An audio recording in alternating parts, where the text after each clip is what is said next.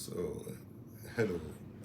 So, just a few random thoughts about the physician, the cardiothoracic surgeon in Uyo, who was assaulted and then abducted from the operating room a few days ago by operatives of the EFCC in Nigeria. I understand it was because two letters were sent to him for his opinion about um, someone else who had committed fraud that the EFCC was investigating, and this physician had not responded. And so the operatives here had decided the best thing to do was to enter into an operating room, beat him up, arrest him, and take him away in handcuffs. Now, I guess that's Nigeria for you. Now, there's a Yoruba proverb that says, "Tabaran inisheru, afitomoje." I'm trying to see how to interpret that. The point is, when you have been sent on an errand, you use your discretion to attend to that particular errand. A lot of people may not understand how the Nigerian medical system runs, apart from the fact that there is a chronic shortage. It's difficult for many people to actually understand it. But let's look at the particular field of this physician. This physician, yeah, he's a professor. Professor just means he has attained the highest level of academic attainment that you can get to. But that really is not a big deal here. The big issue is in that whole state, I don't know the population of Akwa Ibom, but I'm sure there are at least 3 million or 4 million people. This guy, I understand, is the only physician with that particular field of specialty. The fact that he has decided to work in the public sector, meaning he's going to be earning a mega salary. And not only that, so he's the only physician with that particular subspecialty, one. Two, he's also the CMAC. CMAC means he's the Chief Medical Advisory for that tertiary hospital, meaning he's the number two. He's taken on himself the administrative responsibility. What actually impressed me about him, I don't know this man, I've never heard of him, is that for someone who is occupying such an administrative position, he actually goes into the operating room. Most people, once they get into those kind of administrative position, they don't see patients anymore. They don't go into the operating room to attend to patients. They will do that in private settings so that they can earn a lot of money. But no, this guy goes into the operating room, operates patients, sees patients in the clinic. Now, there are other responsibilities that this man has. He teaches medical students, he trains postgraduate students, we call them residents in Nigeria. So this man practically needs 48 hours in his own one day to attend to all of these things. So he's a university professor,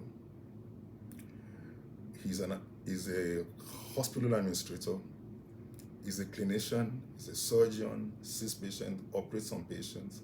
But more importantly, he was scrubbing in to see a patient when these goons from the EFCC came in to assault him, abduct him, because allegedly he had not responded to a letter that they had sent. I mean, what happened to subpoena? You can go to court, get a subpoena to make him answer. They didn't do any of this. They went in and abducted him. I mean,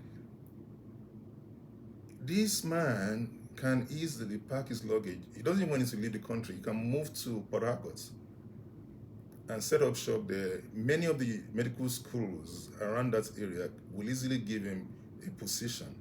And then he can be operating in a private sector at his own time and earn multiple, not even double, not even triple, 10 times, 20 times, 30 times of the money he'll be earning in Uyo.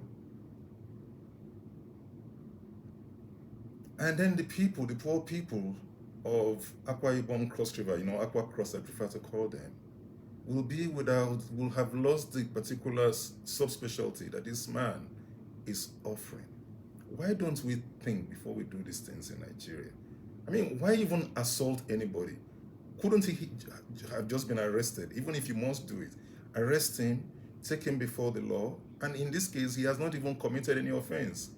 They just need his expert opinion. And yet, we go into the hospital, abduct a professional at his place of work, and particularly in the operating room, and put the life of a patient and indeed other patients at risk. Now, I do have an appeal though to the physicians in Akwa Ibom and to the Nigerian Medical Association in general. This knee-jerk response of going on strike, abandoning patients each time there is a perceived affront to any of our colleagues, I don't think is right. We have to find another way to protest grievances, and there are many. We cannot be making patients who have had no input in whatever grievances we have to suffer. It's not right. So abandoning our duty posts, abandoning poor and suffering patients who themselves are already feeling the brunt of all the suffering and all the corruption and feeling the weight of every injustice in Nigeria. And it doesn't make sense. It just doesn't make sense. The patients did not tell the EFCC operatives to come and assault this professor. And at the end of the day, it's not the EFCC, it's not the government, it's not the governor, it's not the chairman of the EFCC who has suffered since these events happened. It's the poor patients. And I really will appeal to the chairman of the NMA in Akwa Ibom, the national chairman or the national president or whoever is responsible for leading the NMA and the entire membership of NMA in that state to please restore services to patients. I beg of you.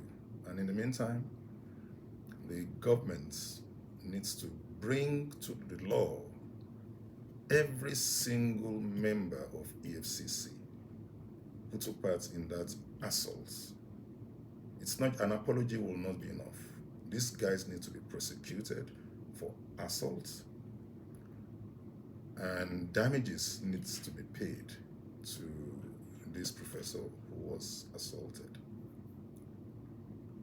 I hope this will help to restore some modicum of justice and normalcy to the system, because it sends a very wrong signal. I don't see why, as a physician, a junior doctor, a senior doctor, or whatever, why I should stay in that state, or even Nigeria, to practice my trade. If I could be assaulted, even while I am trying to do the right thing, attend to patients, save lives, I thank you.